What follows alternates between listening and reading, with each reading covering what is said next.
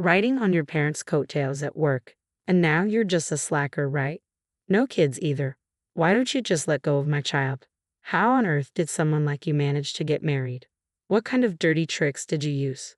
My mother-in-law and sister-in-law never took a liking to me. They always threw snide remarks my way and spread lies about me without any truth. It was truly exhausting. My name is Karen Williams. I'm 35 years old and my husband John is turning 37. We've been married for 7 years. Ever since my father passed away 6 years ago, we moved to a new home and have been living there with my mother, the three of us together. John is kind and he gets along well with my mother, making our home life peaceful and fulfilling. However, my career has had its ups and downs, causing me considerable stress until things settled down. After graduating from college, I worked at my father's company where he was the CEO. But after seriously considering my abilities, I decided it wasn't the right fit for me and switched jobs in the first year of marriage. It was a tough decision at the time. Looking back, I'm glad I made the change. I have 2 brothers, both of whom joined our father's company. Since my mother also worked there, it seemed only natural that I would too eventually. The company specialized in electrical engineering, which is why I pursued and completed my degree in that field before joining my father's business. Since my whole family worked in the same place, I never doubted that was where my future lay. When I first started, I faced gossip for sure. Rumors that I only got the job because of my father. It was expected but still hurtful. Once my colleagues knew I was the CEO's daughter, there was a palpable distance and I felt excluded. No matter how hard I worked, it was always seen as riding on my parents' coattails, which was frustrating. My brothers faced the same talk but proved themselves through their abilities, so I was determined not to be left behind. I worked hard to prove them all wrong and gradually climbed the ladder of success. My boss, who evaluates our work performance, didn't go easy on me, even though I am the CEO's daughter. It seemed to me he was actually stricter with me than with the average person. This meant that my promotion was purely due to my efforts, and it felt great to be recognized. But even that achievement was tarnished when people said it was because of favoritism, which really got me down. 3 years after joining the company, I met my husband. As we grew closer, I became particularly disliked by the female staff. He worked for a firm that did business with my father's company and was well liked for his competence and personality. His substantial income also made him quite a catch in the eyes of many women. I had met my husband before we saw each other at work. I used to see him often at the bookstore and the library I frequently visit. Since we bumped into each other so much, we got to the point where we'd occasionally chat. We were both surprised when we ended up meeting at work. Our shared love of reading quickly led to a relationship, but this sparked jealousy among my coworkers, leading to gossip. During our relationship, I met my husband's family, but my mother-in-law and sister-in-law disliked me. They'd often make snide remarks when my husband and father-in-law weren't around. They believed I had it easy with a job thanks to my father, and that it must be nice living without hardships. They thought I coasted through life on my parents' successes, enjoying a high salary because of them. However, my father would never hire someone without the skills, even if it was his own child. He's a family man and kind-hearted, but business is business with him. At work, he was strict and never mixed business with personal matters. My father doesn't play favorites just because I'm his child. If I didn't have the skills, I wouldn't have been hired. Certainly, I respect my father's capabilities as a CEO, and I hate those who belittle his judgment unreasonably. But when I voice this, my mother-in-law just won't have it. My sister-in-law, too, takes jabs at me for supposedly riding on coattails, and she seems to resent the close relationship I have with my husband. How on earth did someone as plain as you get married? What tricks did you pull off? My sister-in-law seems to have an even bigger problem with me because her relationships never last long, and here I am happily married to my husband. My sister-in-law dresses impeccably in what looks like high-end fashion and turns heads, but her sharp personality seems to lead to short-lived romances. I later found out that my sister-in-law went to the same college as my brother, and she had once confessed her feelings to him, but was turned down. During a family gathering, they recognized each other. When I inquired about my sister-in-law with my brother, who seemed to know her, he told me this story. From my point of view as his sister, my brother, whom I could boast about, is earnest, hardworking, and good at showing consideration for others, plus he's into fashion, so I guess that's why he was pretty popular with the ladies. Knowing that such a man was my brother, my sister-in-law seemed to take out her frustration from being rejected by him, becoming harsher in her attitude. So, I made it a point to keep my distance when it was just my mother-in-law and sister-in-law. Moreover, when I would go to my in-laws' place and have tea, it tasted off, as if something had been added. It wasn't apparent by looking at it, but it seemed like my mother-in-law was deliberately serving me unpleasant food as a form of harassment. I thought it might be my imagination, but when I saw her smirking maliciously and ridiculing me when I pointed it out, saying I couldn't appreciate the taste, I knew it was intentional. Both of them were always sour or mean when they saw me, putting on a friendly face in front of others. So, I've learned to navigate around them to avoid their snide remarks. With the food served at my in-laws, I politely eat as little as possible to avoid being rude. And if you ask whether I lived happily after marrying my husband, I'd say not quite. Even though my relationship with my husband was good, getting married meant facing more gossip at work.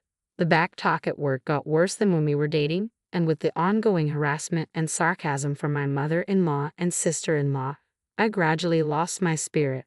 I found my work rewarding, but the environment was so toxic it made me wonder if this was okay. I found myself contemplating my future more and more. During this time, my father passed away, and my brother became the CEO, which led to me being gossiped about as the CEO's sister. Already shocked by my father's death, my spirit was completely broken. I felt I could no longer work at the company, yet I had always imagined I would work at my father's company. I hadn't thought about what kind of job I might want to do now. Years of being subjected to gossip and sarcastic comments had eroded my self-esteem, and I found myself crying at the drop of a hat, confused by my unconscious tears and not even understanding what I was sad about. I was truly at a loss. Seeing me like this, my mother and husband were really concerned and took great care of me. Supported by these two, I slowly began to recover and even consulted my mother about the future. I've been thinking about trying a different job, but I don't really have any special skills. Is there anything I can do? I said it out in a disheartened voice. Then, to my surprise, my mother said, "Karen, you've always loved reading and writing stories, haven't you? I think you'd be suited for a job that involves writing." Her words jogged my memory. It was true. I've always been an avid reader, and I was better at liberal arts subjects in school. I was part of the literature club, enjoyed writing novels and poems, and was active and happy. I still love reading books to this day. Encouraged by my mother, I began considering a career in writing. Upon reflection, I realized that a career in electrical engineering just wasn't right for me. Ever since I was a student, my mother had always told me to choose a job I loved. But back then, I didn't see it. I guess my mother understood me better than I understood myself. So, I decided to make a fresh start and set my sights on becoming a novelist. I began working as one. However, being a beginner, it was tough to find work, and I was chipping away at my savings every day. I faced my computer continuously, writing. Back in the day, I was driven by the desire to prove others wrong, but now I'm working hard for myself, and despite the challenges, I find it more enjoyable. I spend more hours than I did when I was employed at a company, dedicating most of my day to crafting stories. Gradually, my income increased, and by the second year, I was making about as much as an average office worker's salary, though it was less than what I used to earn. In the fourth year, one of my novels won an award and even got published. This allowed me to sign a contract with a publishing house, securing a stable flow of work.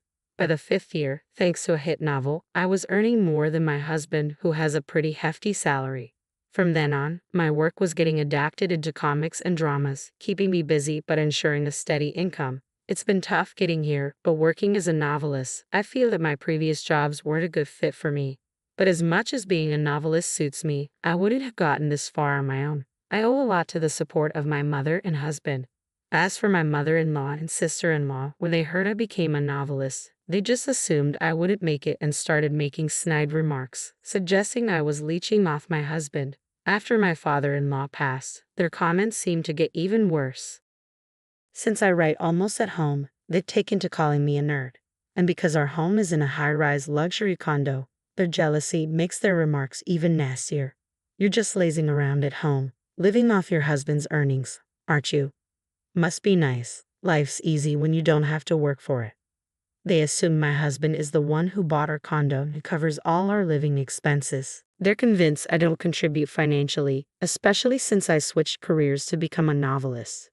However, the condo was actually inherited from my father, so my husband has nothing to do with it. Plus, the building has great amenities, so I hardly need to go out, which only strengthens their misconception that I'm a nerd.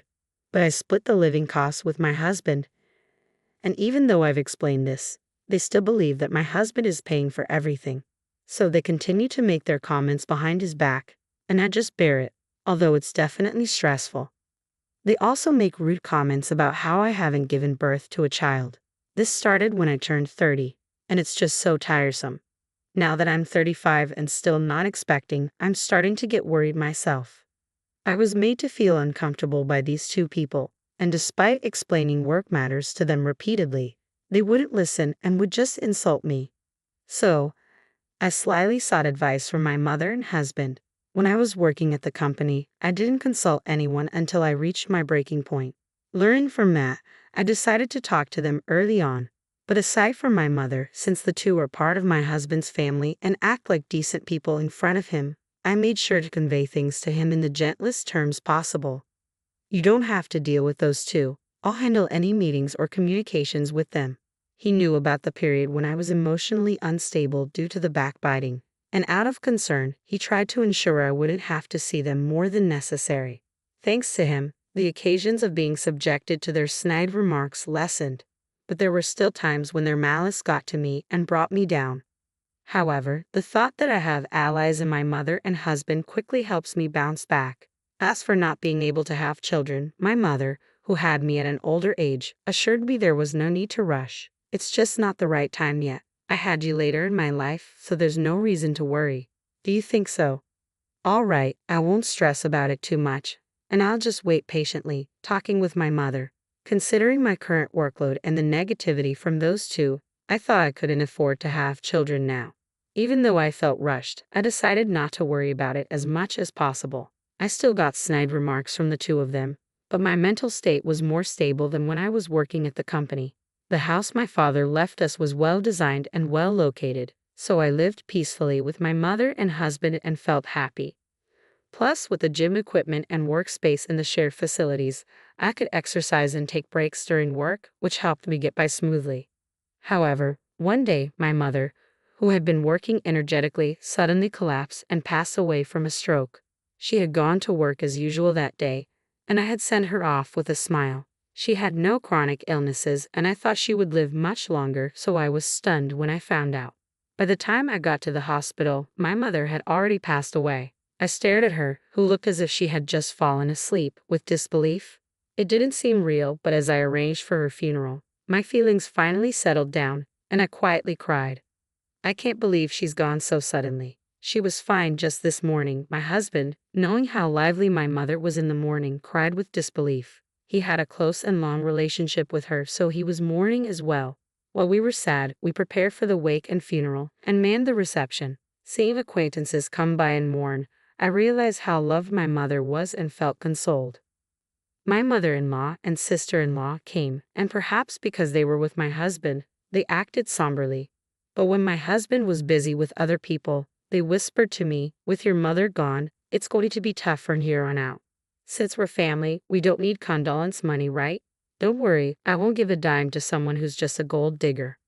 I was appalled by their insensitivity at such a time. They were stingy about the condolence money and even mocked me, saying I had been too dependent on my mother for my age. I was still in a state of shock and numbness after my mother's sudden passing, but I couldn't help but feel angry at the insensitivity of those two. Before I could respond, my husband came over, and the two of them quickly pretended to be sad and left. I was astonished at their audacity, but I decided to focus on mourning my mother rather than dwelling on their rudeness. Even after the funeral was over and I was back home, I was still overwhelmed with grief and felt listless. I sat down on the couch, still in a daze during the funeral preparations and the service itself. I was kept busy enough to somewhat distract myself from the sorrow. But once home, the memories of my mother came flooding back. Thinking of how vibrant she had been made me even more sorrowful, and the sense of loss was overwhelming. My eyes and nose were sore from all the crying, but being back home made me realize just how recently she was still alive. Despite thinking I had cried all my tears at the funeral, I found myself tearing up again. I was deep in my grief, but a rational part of my mind knew that I couldn't afford to stay this way. I had a lot of manuscripts to write by a deadline, and with the funeral and everything, I had already made arrangements with the publishing house. I knew I couldn't take advantage of their understanding any longer. My mother supported my career, so in her honor, I tried to calm my grief and resolved to get back to normal starting tomorrow. While I was doing this, I got a call from the front desk saying there was someone at the door claiming to know me. My husband inquired further and found out it was my mother-in-law and sister-in-law. I wondered what they could want since we had just seen each other at the funeral. I didn't feel like seeing them, but in hopes of a distraction from my sadness, I washed my face and decided to go down with my husband. As we descended to the first floor entrance, puzzled by their visit, we were greeted before we could even speak. They said with a smile, "We're going to be living in your house from today, so show us around, please. And since this is our home now, you, a stranger, need to leave right away."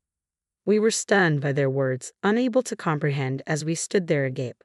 They demanded we hurry up and show them around the house. I didn't understand what was happening, but to get to the bottom of things, my husband suggested we head to a nearby store to talk it out. He was worried about showing them around the house right away. Rather than that, they insisted, "Hurry up and show us around the house. It's ours from today on." "Yes, hurry up," they both complained, apparently unsatisfied with the idea of discussing the matter anywhere but the house. The commotion began to attract the attention of other residents at the entrance, who started to wonder what was going on. "Let's not cause a scene first. Please explain why you suddenly decided to live here." My husband explained that we couldn't just give them the house because my mother's estate hadn't been settled yet. Somehow, my husband managed to persuade them to go to a nearby diner. After ordering drinks, we listened to their story, and the sheer absurdity of it all made my previous sorrow vanish in an instant. "That house belongs to John, doesn't it? Your mother was paying for it, but now that she's gone, rather than supporting a nerd, we might as well live there together. You should divorce that nerd you're supporting and come live with us," they said confidently, claiming it was a good idea. My husband was bewildered by their absurd claims, which they made as if they were the most natural thing in the world. It seemed he was getting angry, especially with the insults hurled at me, but he calmly started to clear up their misunderstanding. "First off, that condo is Karen's, inherited from her father, not mine, and Karen's not unemployed, she has a job," my husband explained. I clarified that I was the owner of the condo, which was part of my father's legacy, and that I was working as a best-selling novelist. However, they wouldn't accept it. "A novelist? That's hardly a stable income. There's no need to defend her just because she's your wife, right? Defending her like that, are you brainwashed or something? You better divorce her quickly," they insisted, dismissing my achievements as lies. Being ridiculed about my mother and the work I've poured my heart into, I was truly getting steamed. I'd been patient until now, but decided it was high time to speak up. Just as I was about to open my mouth, my husband, who'd been irritably explaining to the two unlistening people, lost his cool before I did and burst out in anger. "Enough already. Stop talking nonsense. Don't you ever mock Karen," my husband exclaimed, shocking both of them. "We've explained it time and again. How many times do I need to say it for you to get it? Karen isn't half-heartedly pursuing her writing career," my husband continued. With my husband's outbursts, it seemed they finally began to realize that everything we had been explaining was the truth, and confusion set in.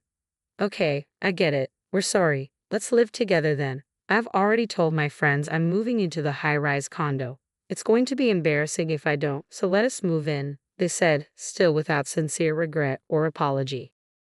My husband, growing even angrier, declared, "There's no way we're living with you two. Just go back home." He seemed more disappointed than I was that his own family would suggest such a thing, and his rejection of them was even stronger. Panicked by his words, they began pleading with my husband to let them stay.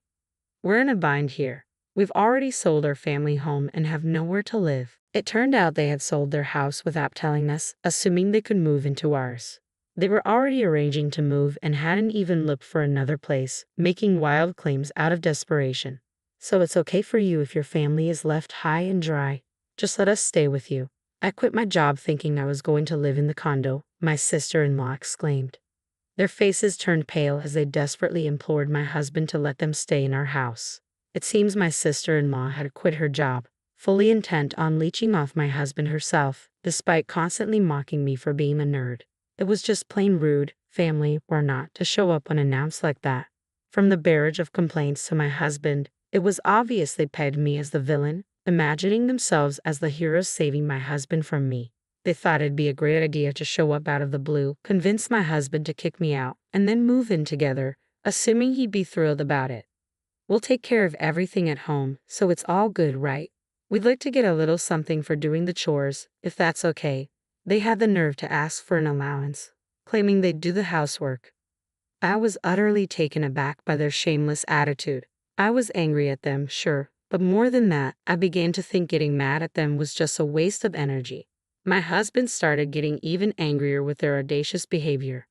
If you're going to sell the family home, why wouldn't you say a word to me about it? It's your doing, so if there's no house, that's not my problem, my husband flat out refused. When they realized they couldn't persuade him, they had the gall to ask me to do it. Hey Karen, could you please talk John into letting us stay? We won't tell you to leave, and it's fine if you live with us if things stay as they are. We're out of options. Please convince him, they pleaded. After all the ridicule toward me, what arrogance they had. It's my house and my name, yet they act so high and mighty. I've always detested the idea. But if I ever lived with them, I'd surely be tormented. Before I could sarcastically refuse, my husband burst out again, exploding with anger. Enough is enough. After all the crap you've given Karen, you've got some nerve. Just stop asking for a share of the home sale money and go back where you came from. I don't even want to see you two anymore, he declared, disowning them outright. Despite their persistent attempts to cling to my husband, we ignored them, settled the bill, and promptly left the restaurant. They still shamelessly showed up at our upscale condo from time to time, unrepentant. After I explained the situation to the building manager, they warned those two that if they kept making a racket, the cops would be called and sent them away. But they still lurked around the front door, badgering my husband to let them move in or to give them financial help. When my husband finally got fed up and threatened to call the police, they stopped coming around. Looks like he was serious about cutting ties. He even went through with the legal steps to disarm them. But then they started sending our phones plenty of messages, emails begging to live with us and asking for money. The constant harassment got so bad that I immediately blocked their numbers. Turns out their family home was too old and inconveniently located to sell for much, and they were counting on my husband without any savings of their own. So they ended up selling what they could and moved into a cheap, rundown apartment. Finding a job was tough, so they're scraping by with multiple part-time gigs, living a busy life. As for me, well, the good news of a pregnancy came through once the relentless messages stopped. I had been worried about not being able to have kids, so this was real joy.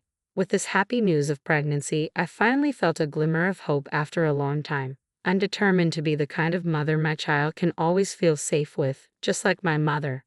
And while looking forward to the arrival of my baby, I continue to dedicate myself to my work.